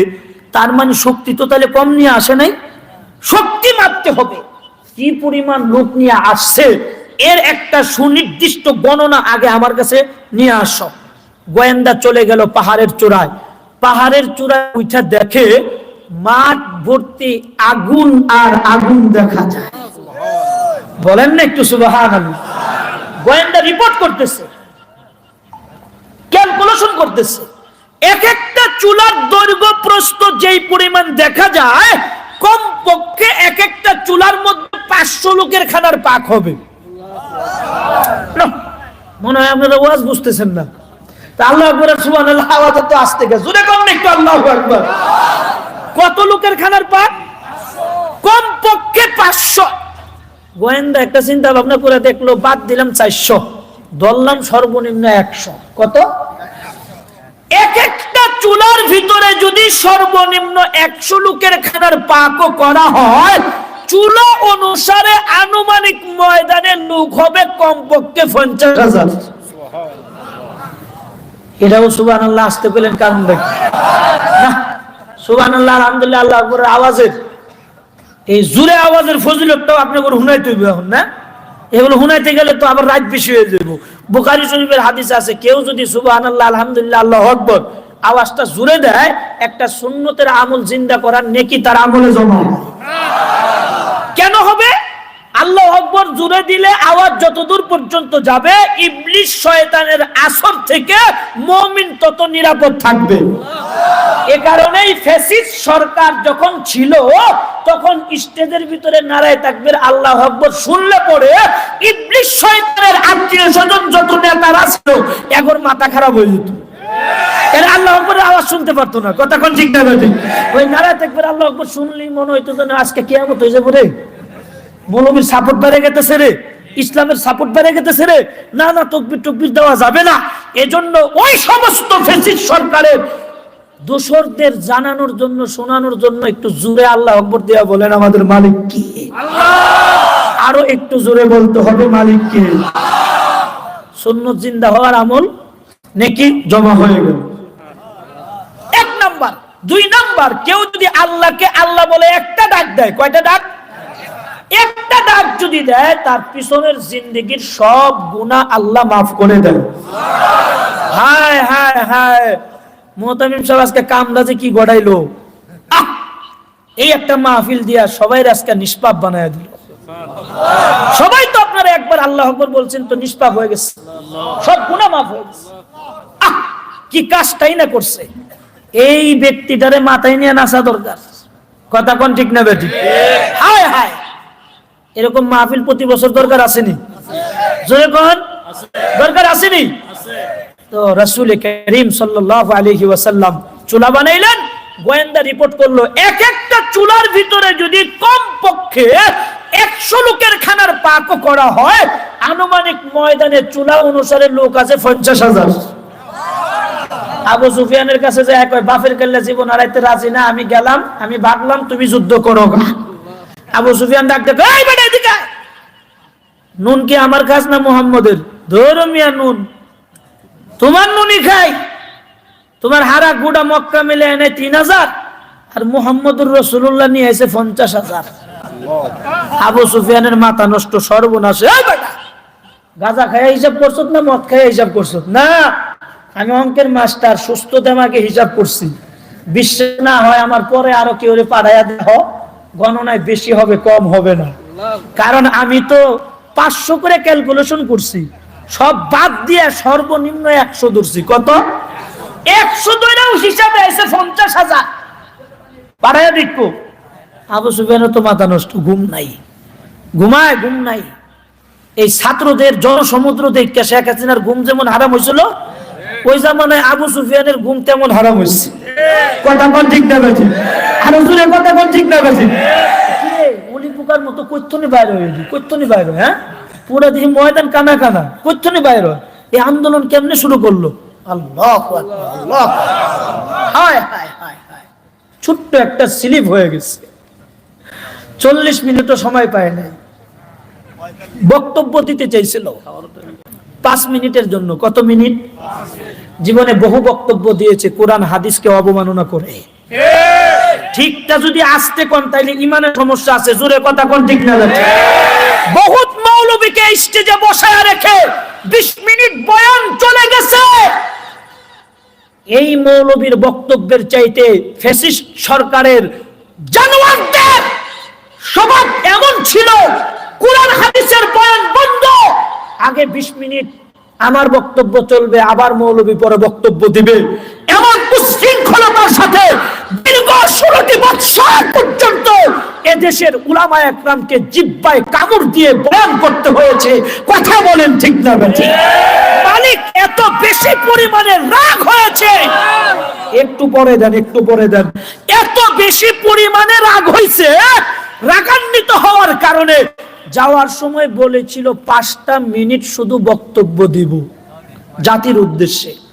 আল্লাহ বলেন, না না না, তোর মেমোরি আমি খালি করে দিছি, বহুত বক্তব্য দিয়েছো, কোরআন হাদিসের আলোচনাকে বন্ধ রেখে আজকে 5 মিনিট কেন 5 সেকেন্ডের জন্য জাতির সামনে বক্তব্য তোমাকে দিতে দেওয়া হবে না। কথা বলেন ঠিক না ঠিক?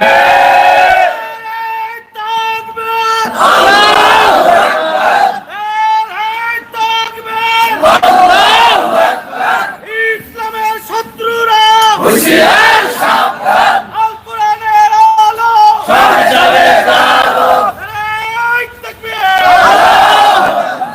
তো আবু সুফিয়ানের ঘুম নাই, এই কাজ ওই কাজ করতে করতে 12টা থেকে রাত বাজে 3টা। আমি আপনাদেরকে জিজ্ঞেস করতে চাই, রাত যখন 3টা হয়ে যায় কোন নামাজের ওয়াক্ত আসে?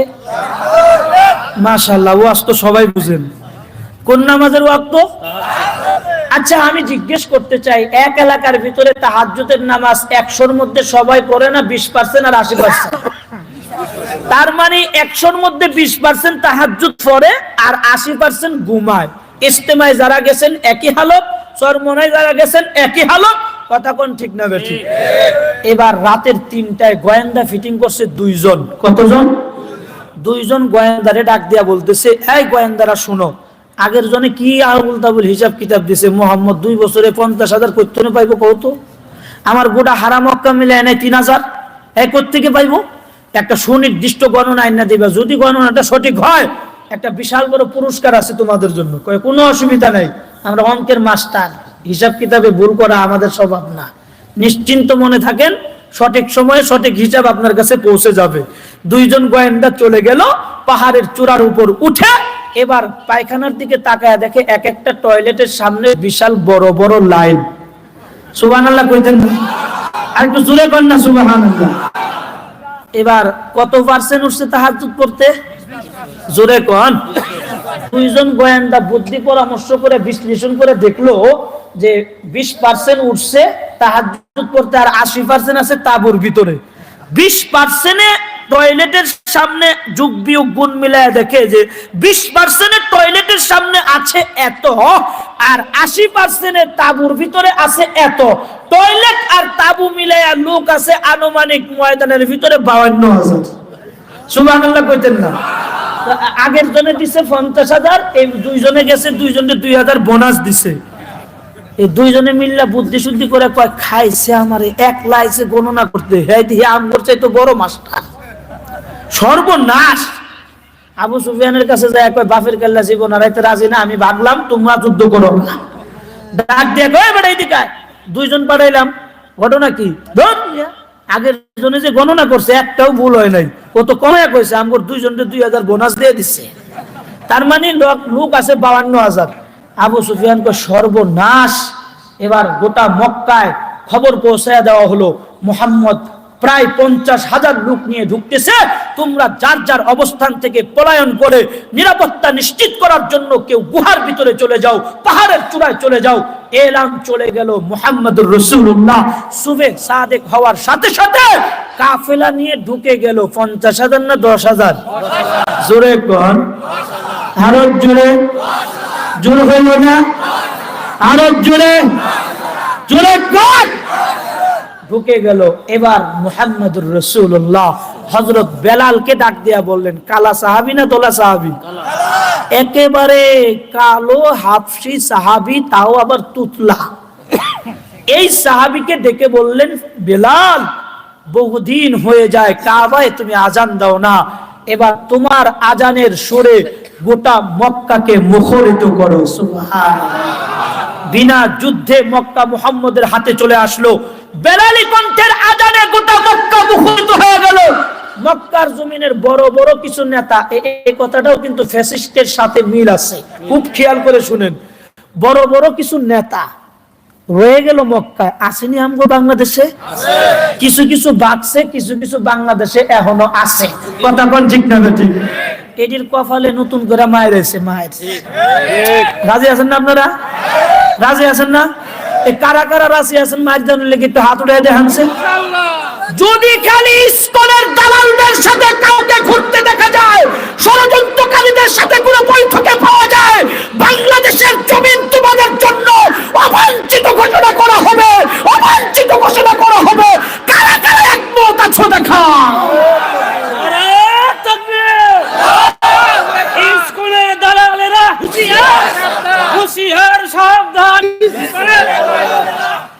মুহতারাম হাজিরিন, কথা শুনতে থাকেন।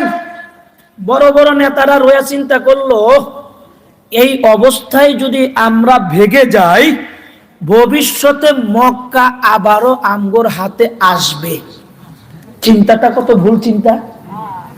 ওই জামানার কাফেরদের চিন্তা আর এই জামানার শেখ মুজিবের কুলাঙ্গার কন্যার চিন্তা এক সেম মিলে গেছে।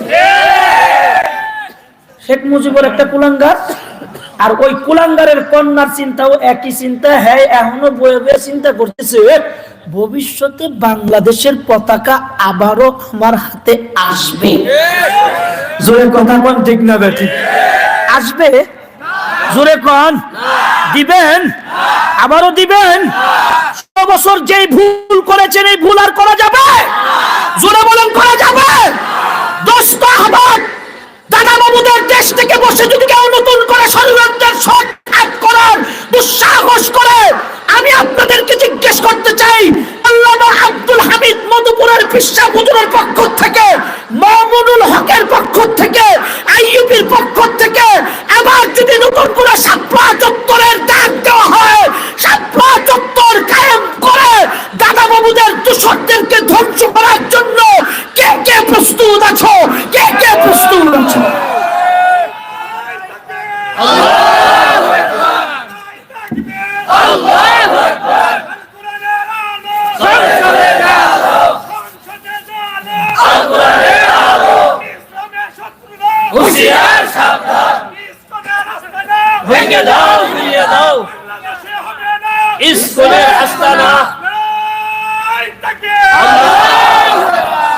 চিন্তাটা কত মন্দজনক চিন্তা! ওই জামানার কাফেরদের চিন্তা আর এই জামানার শেখ মুজিব কুলাঙ্গার, তার কুলাঙ্গার কন্যার চিন্তা এক সেম। সেও বসে বসে চিন্তা করতেছে, বাংলাদেশের পতাকা আবারও আমার হাতে আসবে। আয়েন, আপনি আয়েন, রেডি হয়ে আছি, আর বোকা নাই, কথা কোন, ঠিক না ঠিক? বড় বড় নেতারা চিন্তা করলো, এই মুহূর্তে যদি আমরা ভেগে চলে যাই, ভবিষ্যতে মক্কার কেউ আমাদেরকে নেতা মনে করবে না, আমাদের নেতৃত্ব আর গ্রহণ করবে না। সুতরাং সবাই ভাগলেও আমরা ভেগে যেতে পারি।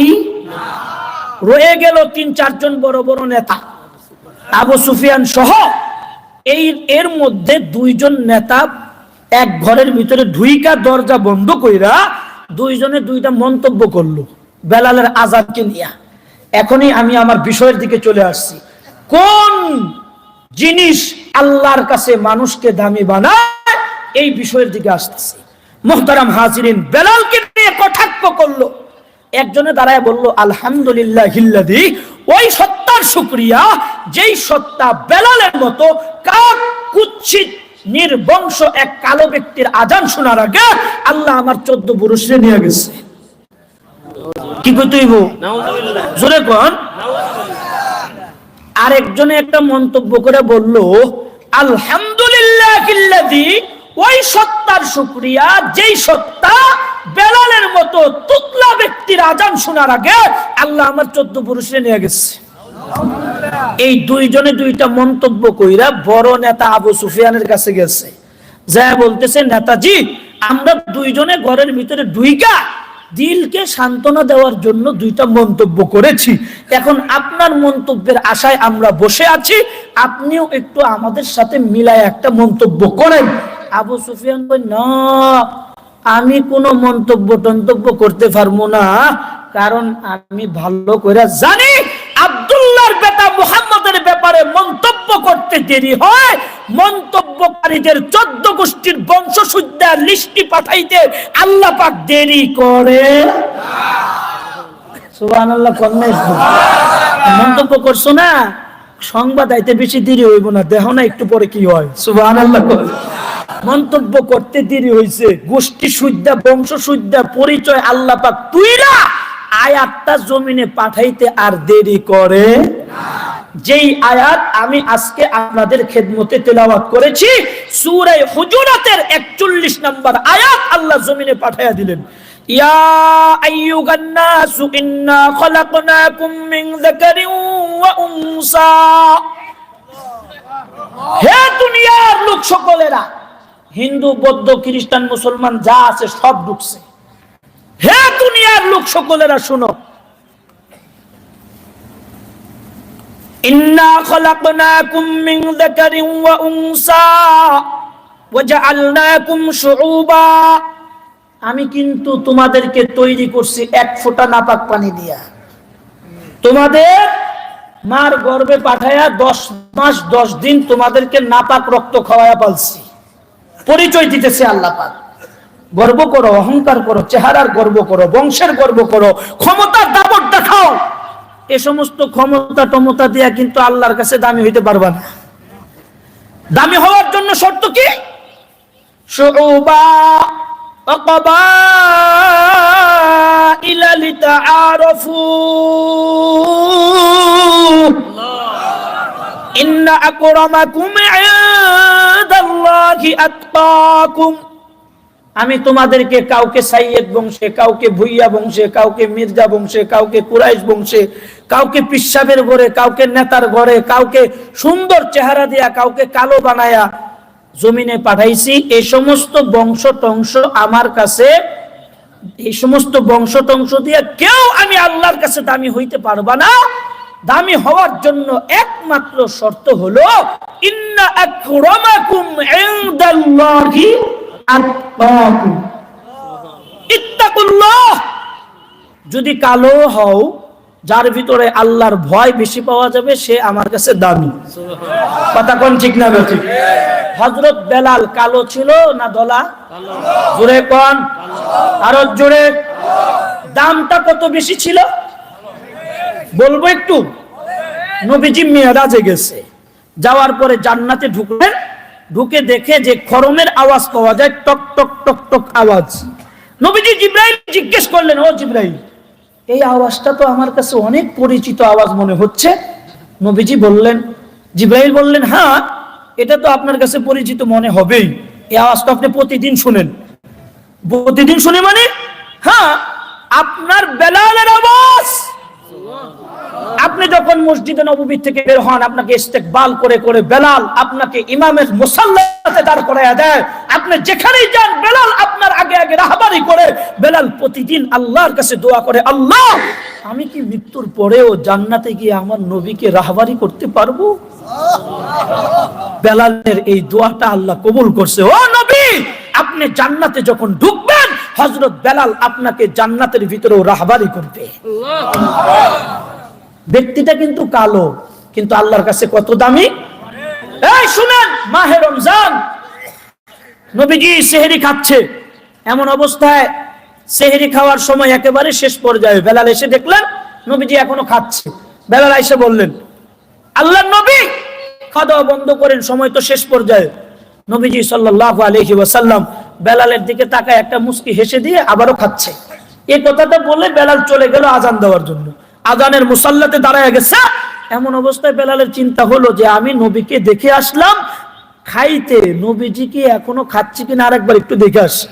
তো আরেকবার দেখতে গেছে, যায় দেখে যে নবীজি এখনো খাইতেছে। সুবহানাল্লাহ বলেন না একটু। হযরত বেলাল বললেন, নবী আমি আপনাকে বললাম সময় শেষ, খাওয়া দাওয়া বন্ধ করেন, আপনি আবারও খাচ্ছেন, তাড়াতাড়ি বন্ধ করেন, আজানের সময় হয়ে যাচ্ছে। নবীজি আবারও বেলালের দিকে মুস্কি হেসে দিয়ে আবারও খাওয়া দাওয়ায় নিমজ্জিত। বেলাল দাঁড়ায় গেলেন আজানের মুসাল্লাতে, আজান দিবে এমন অবস্থায় আবারও চিন্তা হলো। আগের বারও চিন্তা করে যায় দেখলাম খাইতেছে, তো এবারও একটু যায় দেখি যে নবীজি এখনো খাচ্ছে কিনা। যায় দেখে যে এখনো নবীজি খাচ্ছে। সুবহানাল্লাহ। এবার হযরত বেলাল নবীজির দিকে তাকায়া বললেন, নবী আল্লাহর জাত ও জালালের কসম, খাওয়া দাওয়া বন্ধ করেন, সময় শেষ। এবার কসম খাইছে। নবীজির সাথে সাথে হাতটা উঠায়া পানি দিয়ে হাত ধুয়া খাওয়া দাওয়া বন্ধ করে দিলেন। নবীজি সাল্লাল্লাহু আলাইহি ওয়াসাল্লাম নামাজে দাঁড়িয়ে গেছে। এমন অবস্থায় নামাজের পরেই জিবরাইল আমিন চলে আসছে। ও নবী, ঘটনা কি? আজকে 5 মিনিট আগে যে সুবে সাদেক হয়ে গেল, কারণটা কি? হ্যাঁ, আল্লাহ নবীজির কাছে এসে বললেন, নবী এমন একটা ঘটনা আজকে ঘটছে জানেন, রব আপনার বেলালকে আরশের ময়দানে ফেরেশতাদেরকে নিয়ে আপনার বেলালকে নিয়ে আলোচনা শুরু করে দিচ্ছে। জমিনে আমার বেলাল কসম খাইছে, আমার বেলালের কসম যে কোনো ভাবেই হোক রক্ষা করতে হবে। ও জিবরাইল, জমিনে 5 মিনিট অবস্থান থাকতেও আজকে তুমি সুবহ সাদেক ঘটায়া দাও। জোরে কন্যা কি আল্লাহু আকবার। 5 মিনিট সময় বাকি থাকতেও বেলালের কসম রক্ষা করার জন্য রব্বে কারীম জমিনে সুবহ সাদেক ঘটায়া দিছে।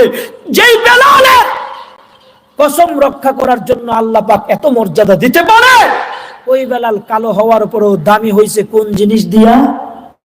ইত্তাকুল্লাহ, আল্লাহর ভয় পরিপূর্ণভাবে ছিল। আমি যদি এখন আপনাদেরকে জিজ্ঞেস করি কার কার ভিতরে আল্লাহর ভয় আছে, সবাই হাত উঠাইয়া দিয়ে বলবেন যে হ্যাঁ হুজুর আমার ভিতরে আল্লাহর ভয় আছে। হাত উঠানির নাম মানে কিন্তু আল্লাহর ভয় না। আল্লাহর ভয়ের উদ্দেশ্য কি? সংক্ষিপ্ত তাফসীর 1 মিনিট, সময় 1 মিনিটের বেশি নিব না। সংক্ষিপ্ত তাফসীর হলো ভয়ের ইত্তাকুল্লাহ, জান্নাতের আশায় নেকের কাজ, ছোট একটা নেকের কাজও, কথা বুঝেন নাই, জান্নাতের আশায় ছোট একটা নেকের কাজও না ছাড়া, জাহান্নামের আগুনের ভয়ে ছোট একটা গুনাহ কোনোদিন না করা, এই দুইটা গুণ যাদের ভিতরে পাওয়া যাবে এরা ইত্তাকুল্লাহর মালিক, এরাই প্রকৃত আল্লাহকে ভয় করে। আমি আপনাদেরকে জিজ্ঞেস করতে চাই, আপনারা আজকে জান্নাতের আশায় ছোট একটা নেক কাজও ছাড়তে রাজি না? কে কে হাত উঠে দেখান, 2 হাত উঠান। মাশাআল্লাহ, মেরে মুহতারাম দোস্ত ভাইও হাত উঠে রাখেন। কথা শুনেন, আগেও দিছেন আমার বক্তার কাছে, মাহফিলের আগে হুজুররা বাড়িতে বাড়িতে গেছে দিছেন। শেষ সময়ে এই মুহূর্তে মা আর বাবা ভিখারির মতো আমাদের দরজায় এসে দাঁড়ায় গেছে। ওই মা আর বাবার জন্য শেষ মুহূর্তে ছোট একটা নেকও আমরা ছাড়বো না। এই নেকের কাজটাকে জিন্দা করার জন্য হাত নামান। আমি এখান থেকে মোটামুটি প্রায় 500 লোকের মতো হবে এখানে, অথবা 300-400 এরকম হবে। এই 400-500 লোকের ভিতর থেকে মোটামুটি 30টা ব্যক্তি দেখতে চাই 50 বস্তার 1 বস্তা করে চাউল দিবেন। এখানে সর্বপ্রথমে 1 নম্বরে কে আছেন? হুজুর, বেলালের মতো মর্যাদা ওর অধিকারী হতে চাই, ইত্তাকুল্লাহর মালিক হতে চাই, একটা নেকের কাজও ছাড়বো না ইনশাআল্লাহ। আগেও দিছি, পরেও দিছি, নেক কাজ করতেই থাকবো, করতেই থাকবো। কে আছেন 1 নম্বরে? আল্লাহর কোন বান্দা আছেন? নবীর কোন উম্মত আছেন? মায়ের আদর্শ সন্তান, বাবার আদর্শ সন্তান। একটু দাঁড়ায়া বলেন যে হুজুর আমি 1টি বস্তা চাউল রমজান মাসে হোক যে কোন